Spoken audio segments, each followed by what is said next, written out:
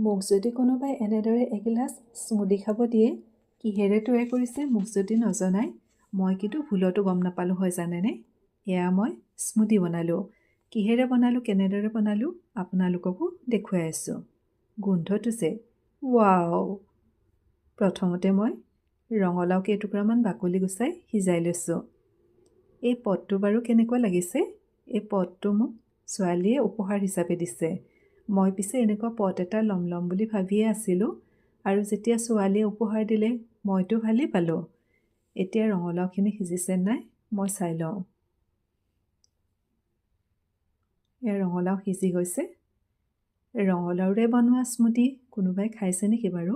যিসকলে খাইছে তেওঁলোকেতো ইয়াৰ সোৱাদটো ভালদৰে গম পাব। এতিয়া ৰঙালাওখিনি সিজা হৈ গ'ল। এতিয়া ঠাণ্ডা হ'বৰ বাবে মই অলপ সময় ৰাখি থ'ম। এতিয়া মিক্সি জাৰটোত সিজাই লোৱা আধা অংশ ৰঙালাও মই লৈছোঁ, আৰু তাতে লৈছোঁ এটা পকা কল, আৰু তাত দিছোঁ দালচেনি গুড়ি, 4-5টামান খেজুৰ, গাখীৰ, আৰু সিজাই লোৱা ৰঙালাওৰ পানী আছিল যে তাৰো অকণমান দিছোঁ, আৰু দিছোঁ অকণমান ভেনিলা এছেঞ্চ। এতিয়া গোটেইখিনি মই মিক্সিত তৈয়াৰ কৰি ল'ম। ৰংটো যে ইমান ধুনীয়া হৈছে চাওকচোন। এতিয়া এয়া স্মুদি তৈয়াৰ হৈ গ'ল। আৰু গোন্ধটো ৱাও, কি ক'ম, ইমানেই ধুনীয়া হৈছে নহয়। গোন্ধটোতে মোৰ খাওঁ খাওঁ লাগি গৈছে।